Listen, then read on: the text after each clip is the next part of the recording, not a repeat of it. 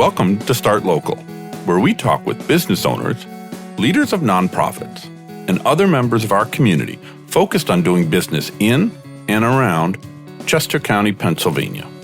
Each episode will provide insight into the local business scene and tell you about opportunities to connect with and support businesses and nonprofits in your local area.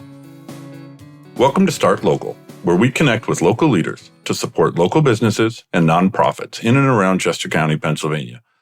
I'm Liam Dempsey, and I'm always happy to be in the studio with my co-host, Eric Goodmanson. Eric, how are you today, friend? I'm doing very well, bright-eyed and bushy-tailed. Look at that. I am not bright-eyed and bushy-tailed today. We had Tech 360 yesterday. And before we welcome our guest, I just wanted to take a moment to reflect on our experience yesterday at Tech 360. As listeners might recall from our previous episode, Tech 360 is a locally focused technology conference organized by ITAG, which is the Innovative Technology Action Group, which is an initiative through the Chester County Economic Development Council. Eric, can you please sum up your experience yesterday at Tech 360? What did you think about? Sure. So this is my personally favorite event that's produced by the industry partnership ITAG, and it was entirely focused on artificial intelligence, AI, the good, the bad, and the ugly. So we spent the entire day with about over 100, I think it was closer to 120 different organizations that are in the southeastern Pennsylvania region. And it was all technical organizations and technical people from larger organizations. And we're all just sort of talking about the good, the bad, and the ugly of AI. And so I know I learned several things. I learned several things that scared me. I learned several things that gave me hope for the future. So as someone with a degree in computer science and who works in IT and cybersecurity, I really enjoyed it. So I was glad I went, and I can't wait to see what next year's program offers. Yeah, me too. That's pretty much my experience, so I'll leave it at that. So today we are joined by Bob Cox. He's the managing partner of Building High-Performing Human Capital. Bob, welcome to the show. Thanks so much for joining us today. Thanks, Liam. Great to be here. Well, we've talked in previous episodes on this podcast about workforce challenges facing local employers in Chester County. Recently, we've heard from some local organizations operating in what seems to be a perpetual state of hiring. This forces those businesses and nonprofit organizations to use labor more efficiently. Bob, you call labor human capital, and you specialize in improving performance of human capital to achieve organizational success. How the heck do you do that? Yeah. First, I think I should have attended the Tech 360. I'm going to learn some things too that would have helped me in my business. It's a great question, and I appreciate that. I look at the reason human capital is something that I even use as a part of my language is I think it's a worthy investment. You know, it's not a widget. Some folks don't like the language human capital. They think of it as a you're just thinking of somebody as an asset that you don't, it's just a thing that you don't care about. I actually look at it differently. It's something worth investing in and developing over time. It's that kind of a capital. And that's how I look at capital investments. It's something I want to keep around it and develop and grow. So I do it in several ways, but I would say that I'm interested in taking a smarter approach with your people. Being stuck in that hiring cycle, Eric, is a challenge that you're right. A lot of local firms have, but so do a lot of international and national and international firms that I deal with, nonprofit and for-profit. So this is not unique to just Southern Chester County for sure. It doesn't make that any easier to swallow. But the perpetual hiring will probably be a challenge for regardless of what I tell you here today about ideas of competing with that or confronting that, because we just have this demographic issue. There's just not enough people to take all the roles that are available. We Gen Xers, Eric, I think you and I, perhaps even Liam, are in that generation, and there's not as many of us. And so this millennial generation is pretty large, but we just have so many boomers that have exited or in the process of exiting. We just won't have enough. And that's been documented by lots of folks and lots of studies.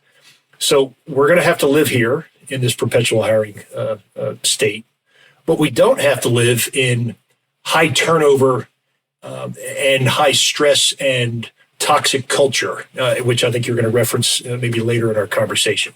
So some of the ways that I do that is and help organizations feel better about how they're confronting the future is not an AI thing. It's there's certainly technology that will help you do some of that better.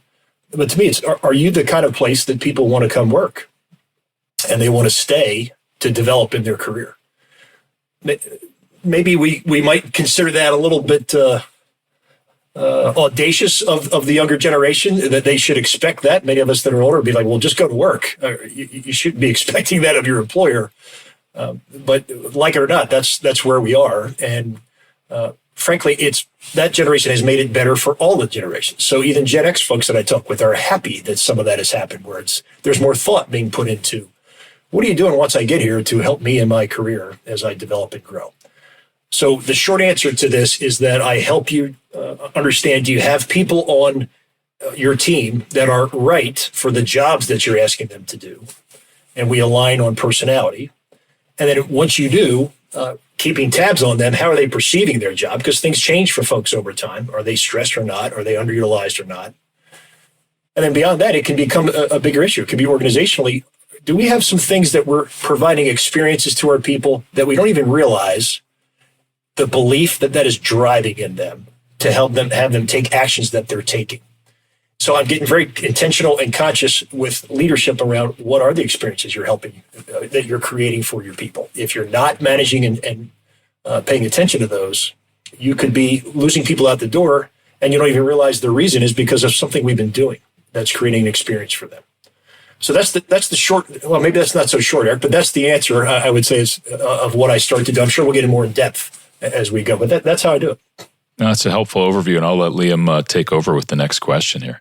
Bob, I really appreciate that you took a moment to explain what you mean by human capital. And I can see and hear from your answer that you absolutely view humans as humans. And thank you for spelling that out. That's really, really helpful. Given the workforce challenges we are seeing in many places, are you seeing anything particular to our area, anything particular either in Chester County or the greater Delaware Valley? I can't point to one and say it's just unique here. I mean, frankly, you probably have seen some of the recent data. It's really good on unemployment in Chester County. So we're doing well. I will say there's a supply problem. There's a supply of people problem that I mentioned just a bit ago, and in particular in the trades and students coming out of school and being ready to go do that kind of a work. So I think with the mushroom industry in Southern Chester County the way it is, and some other construction and other types of work, there's a need. I'm seeing some of that. We just can't there aren't enough people that are interested in this career path. I'm hearing some of that. That's somewhat unique to Southern Chester County, but really it's everywhere. And I would suggest that confronting these challenges, it puts an imperative on, are you a place that I want to go work? Are you a place that views me as an investment and wants to help me grow in my career? Again, like it or not, we might feel as older folks or experienced folks that you should just show up to work because I gave you a paycheck. It's like, well, that is not sustainable for the long haul. And not that I don't know that was ever the right way to approach it. It's absolutely going to expose you as an organization now to even more turnover and churn if you take that approach. Well, when it comes to getting the most from the employees that we do have, I've heard you say it's important that we not only have the right people on the bus, but also the right people in the right seat on the bus. So would you please explain that metaphor for our listeners? Sure. I mean, I'm just ripping that off from Jim Collins in Good to Great. It's not mine. But I would say that, we've got this bus of our organization, and we're trying to put on it the talented individuals that will help us get to the vision, the purpose of why we're here, why we have a bus in the first place, where we're trying to get that bus, strategically how we'll do that along the way, and then what are the key results that we need to reach in order for us to perpetuate this organization. And what I would say is that if you don't have people on the bus that quickly can align with what you need them to be doing to reach the results that you're trying to achieve, it will be very hard to get your culture to get behind this work that you're doing. If you don't manage what the culture is in an organization, and that begins with who are we bringing in for what roles, and have we determined and analyzed the roles so that we aren't setting people up for failure? Is it just a warm body that we're trying to bring in here and put into a spot? I would strongly advise against that kind of approach. And then once they're here, hey, people are not static beings. They grow and develop themselves. Where are they now in their career? It's probably one of the biggest sins of management that we don't keep pace with where they're moving and changing. And, I have some tools to help you assess that more accurately and effectively and quickly. And then what are the experiences we've created for our folks so that they believe a certain way? I might say on the wall, I might have posted our values are these. And then on a regular basis, because this culture thing is always active, we're creating other experiences for people where they go, yeah, I don't really think they actually believe in those values because I'm experiencing this right now today. So we in the work I do with culture partners, we get very intentional with you about let's get clear on results first. We have to do that if we want all this to line up. And that's kind of where that bus analogy works really well. If we don't get the right folks on the bus aligned to the roles that they're in, and then pointing and moving the bus in the right direction, if we're going down the wrong road or we don't have a sense of what the results are we need, we're just going to be going in circles. The bus will run out of gas and we'll be in a world of hurt. Bob, when a high-performing employee suddenly and maybe even unexpectedly leaves an organization, quits a business, leaves a nonprofit, and you're called in to look into what happened, how do you approach that? What do you do? What does that look like? Yeah. No, that's not what I do. But I will just add to your question and say when it's a smaller organization, that's an even more detrimental impact to everybody's feeling it when that happens. And I do deal with quite a few small to medium-sized businesses. I would say there are several steps I'm going to take. And one is just to listen first, because often people just need to vent a little bit about, oh my gosh, can you believe this happened? Right?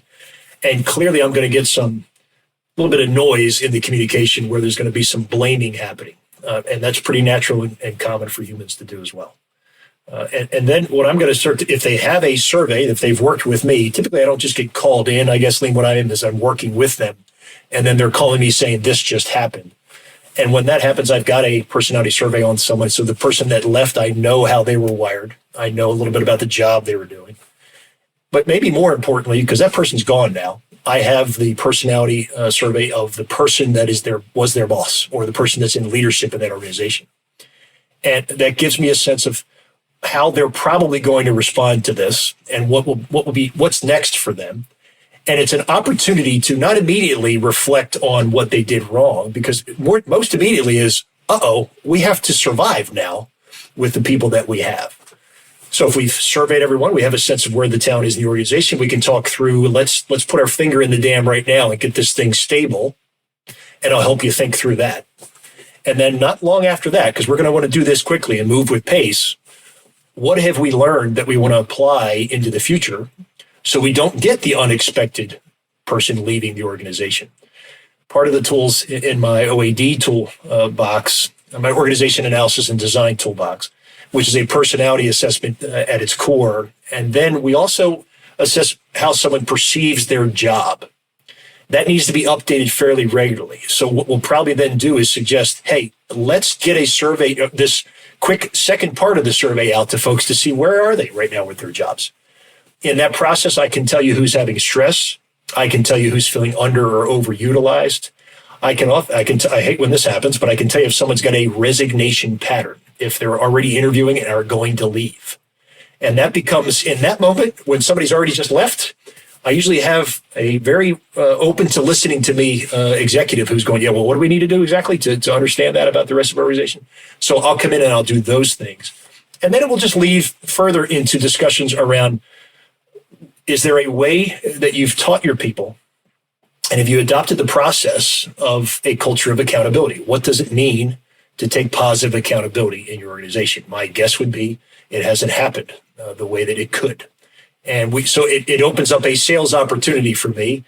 I don't look at it as selling. What I look at it as, this is going to add so much value to you. You're going to be like, why didn't you tell me this before, Bob? And I say, well, it is an investment. So now you're ready for this investment in a way maybe you weren't before. So I would do, those are steps that I would take with a client that is in that situation. This is happening. Certainly after COVID, a lot of folks were just reassessing, do I even want to do this anymore? And I think we're still there to some degree. The pendulum will probably swing back the other way, but I would say that they're going to need the insights that I can provide with the tools I've got. to have this discussion and then think through, have a clear head and think through what's next logically for the organization. Are we aligned? That's the work that I'll get involved in right away. Well, another thing I've seen local employers do with high-performing employees is they promote them to managers. And so what does it take to transform a highly skilled worker into a highly productive manager? Because they're not the same thing. Not at all. In fact, that is a common pitfall of organizations. And I don't mean to say that as though I haven't done that, because I've done that as well in my career. It's pretty natural to take somebody that's a high performer in a role and say, well, all right, why don't you run the department now? What I would say is, have we assessed the person's personality? Do we have an idea of their work style? Because what the requirements of leading a group or a team are around the people. And it's not just your work that you're responsible for anymore. You're now responsible for the performance of others. That is a different set of skills, as I think you were intimating there, Eric. And so what I would suggest is, before we put someone in that role, let's have an idea how they're wired. In fact, this is the work I did at United Electric Supply for over a decade, which was, hey, let's map out where the talent, who is the talent we have right now? Who's the human capital, Liam, right? The folks that we want to invest in. Who do we have? Who has the potential to move in a direction of these kinds of roles in leadership? And then let's start to get them developed. And what experiences should they have to get them ready in 2, 3, 5 years, right? So we're going to consciously be doing some of that work. And yet, sometimes what happens is we just have to put somebody in a role. Often that is the case where I don't have a choice, Bob. That all sounds good, but I have this person and we have to put them in there. So then if you understand their personality, what you can do is teach them how to leverage their own dominant traits. So what I mean by that is, let's not try to make them into something they're not. They still have results they have to get. How do we get them to understand those results through their people, or the way they're going to do that now? Well, what we're going to do is help them understand what's natural in their personality, and we're going to leverage those elements to get done what has to get done. So what that means is, I'm not going to, if they're, for instance, someone that has very low patience, and I put them into this role where they need to have higher patience, I'm not going to work with them and say, now listen, you're going to be put in this role. What you need to do is be more patient with everyone. That's not going to happen. They're not patient. That's a mistake. So instead, I'm going to work with them on, they're going to have some other trait that's more dominant for them. I'm going to say, we need more regular interval check-ins about performance with your people, so that we can drive the trust level in them and the sense that they are connected and aligned with where we're going. Right? That's really critical in this role. So what I want you to do is, you're going to commit to me. What's the right number? Is it 3? Is it 5 each year? How many meetings are we going to commit to that are going to be just around that? And often somebody that has low patience will also have a little bit higher detail. Not always, but what I'm saying is, I will go at and lever the thing that is most dominant for them, because that will get them motivated to do it naturally more than if I go at the thing they're not naturally good at. Does that make sense what I'm saying? I know nobody can see us head nodding in an audio broadcast, but that's the gist of how I would do this. No, it absolutely does, and I think that'll keep a lot of employers from that pitfall of losing their high performing employees, because that's the last thing people want to do, and that's certainly not their intention when they promote them. But sometimes that's the reality of what occurs. It's a setup sometimes, which is unfortunate for everyone. Yes, Bob, in the tight labor market we find ourselves in, it's not uncommon for employers to make on-the-spot job offers to candidates, really to maybe reduce the good candidate from taking another job offer. Does this strategy, in your experience, work in the long run? And is there anything that employers can do to make sure that their efficient hiring is right fit hiring? Yeah. My knee-jerk reaction to that is, don't do that, okay? But what I also get is, the reality of the world is sometimes you have to, right? And I've had to do that sometimes. You have a the house is on fire. What are you going to? Well, I don't like this fireman. I don't think he looks or she's the right size. So we're not going to. Maybe not. It's like, no. We're going to hire the fireman. We're having him come in and try to put the fire out. What I would say is, do something concurrently, which is assess their personality, survey them, use the tools, and get an idea who you've got in that role. And begin in earnest with whatever coaching needs to take place to help them be able to perform in what you know is coming their way in a role like that.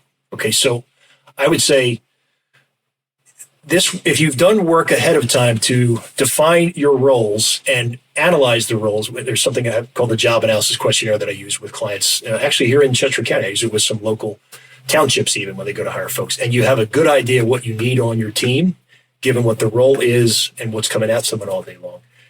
When you're presented with opportunities and you got, well, there's a candidate in front of me, and gee whiz, I either have to hire them now or they're going to go work for someone else. If in that process you've already done the surveying of them, you know their personality, you have a sense of how close or not, where the fits and gaps are and what you're trying to get in that role, at least you're going in wide-eyed, right? You're going, okay, I know exactly where the challenges are going to be, where the gaps are, and what I'm going to need to do to enhance and make that transition as good as it can possibly be. And in the back of your mind, you're going to be planning when I'm going to have to transition them out and rehire that position because it's probably not going to work out in the long run. Okay, so I would say it's never good to hire out of desperation. And I don't think you're suggesting people are. I think you're just suggesting they're hiring because they have to. And that's a very pragmatic approach. And I think that's what, a good way that employers can navigate the current market, so that your answer makes a lot of sense. I want to take it in a little bit of a different direction, though, and ask, what's the most toxic work environment you've ever seen? And how did you help that situation? Is this like we're staring at the car accident? We can't avert our eyes. We have to. Let's talk about that really bad one that happened. We got it. Can you believe it? Yeah, you solved all these little problems. Now I want to hear how you solve a really big problem. Yeah, it's a good question. I don't have one to say, and here's why. Because I would say the idea of what is toxic is very much in the eye of the beholder. And I have worked. We've worked as an organization, and I personally have worked with many companies where there are some folks there that don't think they have a toxic culture at all. They think, no, yeah, we got some things we can improve on, but we're fine. And then you talk to 3 or 4 others, and they're like, "This place is toxic. I can't imagine why people would come work here now." So what I would say is, I've learned that toxicity depends on who you are and your vantage point. So instead, I will say this: I have seen organizations that are failing miserably to get departments to work together towards a common goal, and they don't understand what the goal really is. And so what you get is fiefdoms happening, where it's like, well, we're getting our KPIs measured and accomplished over here, but over here is not. And they don't really care because they're like, well, that's not my problem. That's somebody else's problem. That's a place that I would argue is becoming toxic. And whether it's outwardly shown with people sniping at each other or it's passive aggressive sniping, I frankly think that could be even worse at times. I'll give you an example of someone we've worked with. It's an organization that has a manufacturing site in California. And this is fairly large. 108. This is a very old organization that's had success, in the past, and they're a medical device manufacturer. And 60-some thousand employees. This is a very large company.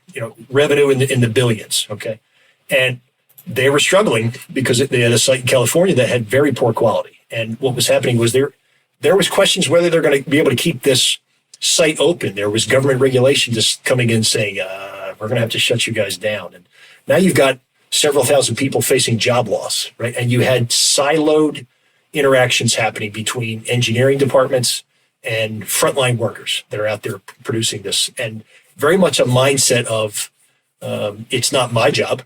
Well, that's what they did their thing, but that's not my job, okay? And I would argue there was some toxicity in that environment, okay? And my father's a retired electrical engineer. I don't know why I'm picking on this one because it's an engineer maybe, and I had to listen to my father's engineering rants over time. But engineers have a certain way in general of, I want to accomplish things this way. It needs to be right. And frontline people are going, practically speaking, that's crazy. We can't do, you can see where there might be some functional conflict happening between the two of them. It seemed like it was rising to the level of beyond that, becoming more toxic. So they worked with us to get 3 things: clarity of what they're trying to do, alignment of what is it that the goal is for both of our departments ultimately, and then accountability. Are more of us going to move away from not my job? There's a whole series there's 6 categories of what we call the blame game. Not my job is one of those categories. And instead share successes, identify obstacles, do that together. So working with them on clarity, alignment, accountability, what we saw happen was we had a worker on the line who's a mechanic and never in his history talked to anyone in engineering. Because, that's those engineering people. I don't talk to them. right? That's the bad guys. And you notice that there was higher scrap on the 2 lines, and there was higher scrap happening on one of the lines than the other. And he made a decision after the work we started to do with them that, well, I'm going to go talk to this engineer that I've seen in the lunchroom a couple times. And so he went and spoke to that engineer. This fellow didn't know how to solve the problem himself, but he pointed out the issue. And then together they worked on a solution and identified the problem and fixed it. Okay. And saved to the tune of several $100,000, a month. Now that's not dropping to the bottom. That is dropping to the bottom line positively, right, for them. Don't you know that story started to catch hold, and we started to tell that story around the organization, and other people started to think, well, wait a minute, maybe we're not toxic. Maybe if we could just do more of that kind of interaction, we might achieve the goals that we have together. So what I would say is, I don't care how toxic it is, the work can begin with an understanding of what does it mean to get what we call above the line? What does it mean to see it, own it, solve it, do it, to be accountable? What's that process like? How do I go about that? You give people instructions essentially on a process. And the more that starts to happen, then we get stories like what I just shared, and then we start to share those stories around the organization. People start to, it becomes, well, this is who we are, I guess. This is really who we are. Because I've heard this story multiple times from multiple people. I guess that's how we are as an organization. So there isn't a magic wand that gets woven for someone that's in a toxic environment. You start with one group, and then it builds from there. And you can expand that quicker by engaging with us on a culture journey, but this is how we usually begin working with a coach. So that's not a cool story about, let me tell you what happened in the toxic culture where people were sniping like this. Frankly, I get less interested in that. I will just tell you, they started out in a bad way, threatening to be shut down. And now they're not, they're a model. So we took a slight turn for the negative. Let's swing it back positive. Can you give us maybe just a few traits of companies with track records of long employee retention? They keep their folks happy and employed for a long time. What are just a few things that those companies and organizations might have in common? Yeah, we'd all love to work there, right? And what I would say is I don't want to paint a picture that there's a recipe, and if you just do this, you're done, and it's done forever. Okay, this work is always on.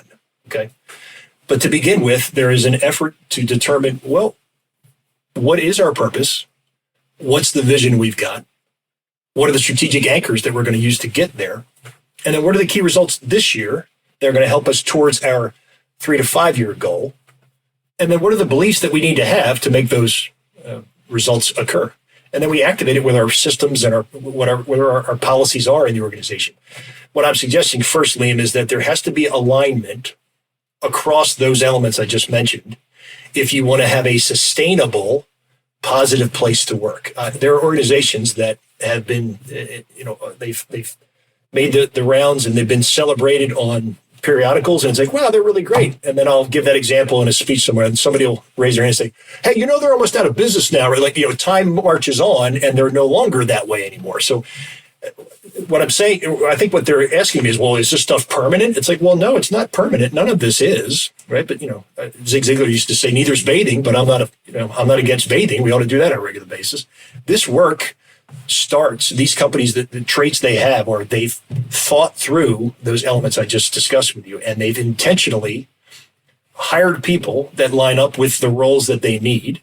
And then for the people that they've kept tabs on where are they. And as they grow and develop, they're going to lose some, but then they've kept the bulk, and they've moved them, and they feel connected to the purpose of the results of the organization. And that continues through this adoption of all of us here are accountable. How do we do that? Well, they have a process for that. There's a language for that. And everyone, it's not just the executive group, it's everyone in the organization that feels part of that.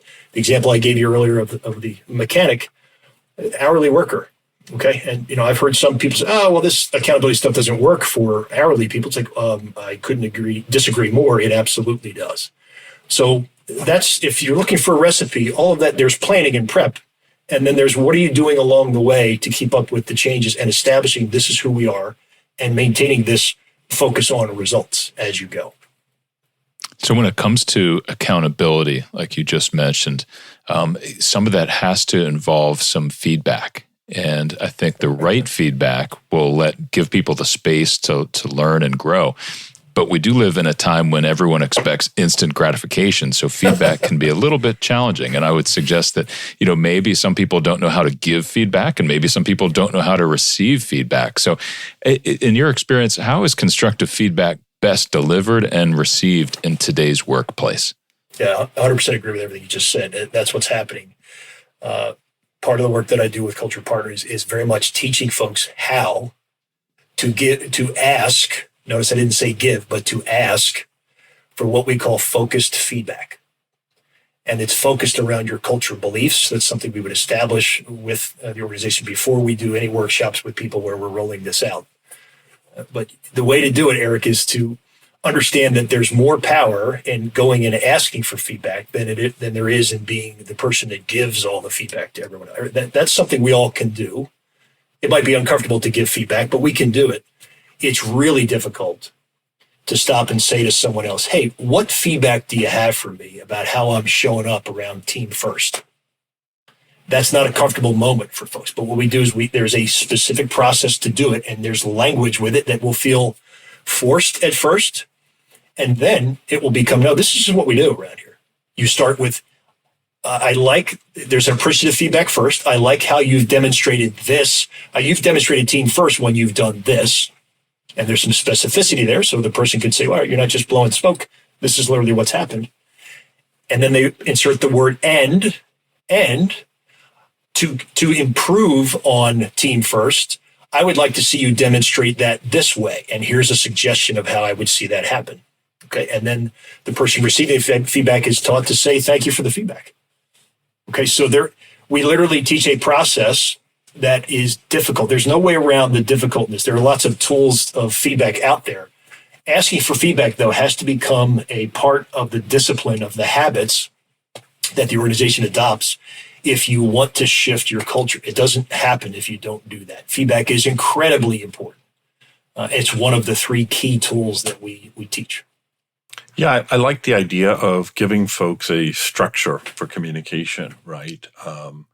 If you communicate in one way and I communicate in another, and we both bring our styles and don't have any kind of ground rules aside from kind of common conversational things, it can make it difficult to say, hey, Liam, you're not doing so great this past quarter. What do you need to be better? Or, hey, Bob, you're not been a great boss for the last 3 months. What can I give you some ideas on how to be better? Or wherever the conversation may go, right? So that's great. I like that. Bob, we talked about your career before we hit the record button today, and we know that you used to be a secondary school teacher. How has that influenced your approach to what you're doing now? Yeah, lots of ways. For the other teachers and secondary educators or even primary educators that are out there will appreciate this. There is nothing quite like being in front of a group of people, young or old, and realizing that whatever you're trying right now is bombing and nobody's learning anything. And so thinking on your feet becomes something you have to do every single day. And there's planning that you did for hours ahead of time to set up the lesson. And then when it bombs, that's a hit to the ego on a regular basis. We're like, man, I thought this was going to be great. And it just didn't go well. So I think what I understand about what educators learn pretty quickly is, okay, I need to have an ego to set the lessons and parameters, but I have to let go of it pretty quickly and be adaptable, or I'm just not going to survive. And so it absolutely helped me with that in a way that I didn't appreciate.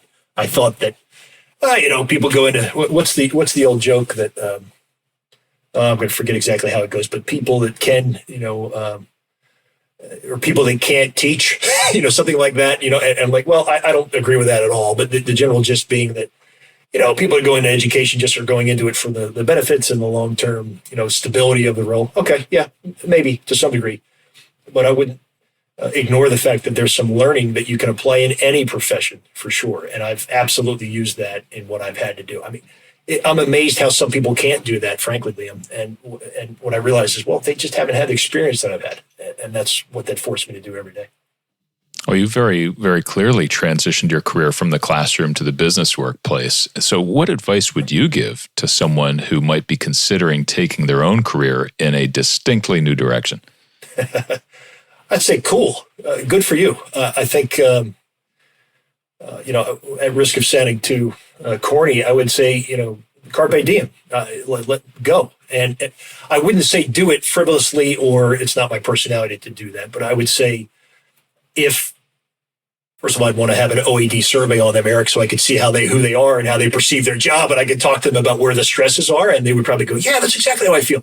So we could get something more specific. It wouldn't just be a general malaise where they feel like this isn't working for me. But whether using my tools or not, start by establishing, well, do you truly understand what inspires you, what motivates you, what every day-to-day will be like, and how your personality is wired? Because different roles will come at you in a different way. And I haven't had a job yet where everything about the job perfectly lined up with my work style. I mean, that's just not realistic. So I don't want to paint that picture. But if, only 30% of it is lining up with who I am, that's going to be a tough road to hoe for a long period of time. And I know lots of folks that are stuck in, quote, dead-end jobs where basically, frankly, it's because they're not willing to move on from what they've done, right? So there's this great quote from, we deal with this when we work with organizations that are trying to shift their culture too. There's this great quote from, I believe it's attributed to Peter Drucker, who said, look, there's people will get stuck. They're comfortable with the problems that they know, and they'll stick with the problems that they know before they'll be willing to shift to change to a solution they're not comfortable with or they don't know anything about. And I've done that myself in my own life. So I would want them. That's why I'm saying carpe diem. I like that they're already thinking past that, getting over the hump of, well, but it's the devil I know. Even though I don't like it, I've got this issue. I'll just keep complaining about it and stick with that. They're willing to take a step out and risk something and get to that. You have to do it. This life is too short, I think, to not give that a shot. But let's have a conversation. Let's talk to some people, get some tools working that helps you think through who you are. And then you can much better align that when you go out in the recruitment space and start interviewing companies, not just being interviewed by them, but interviewing them for what really works for you.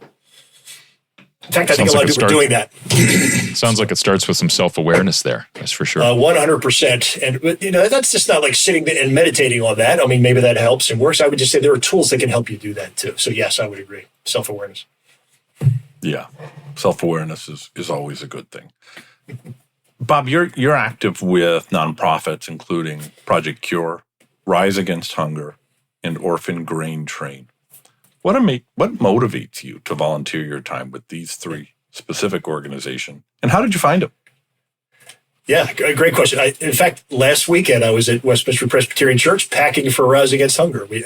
I think lame is because they make me sweat, and I like to work hard and do that. My mother used to say that when she was doing yard work, she would turn around and I was a 2-year-old and I was right there trying to dig in the ground. There's something in me that just enjoys that. I get something out of being actively engaged and feeling like I'm actively engaged, not just intellectually engaged.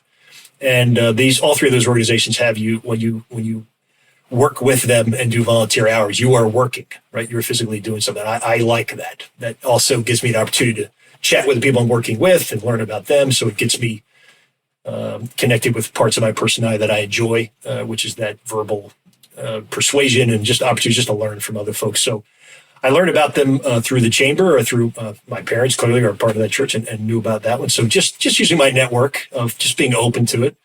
Another organization I'm interested in, I haven't done anything with them yet, is Habitat for Humanity. There's another one that puts you to work.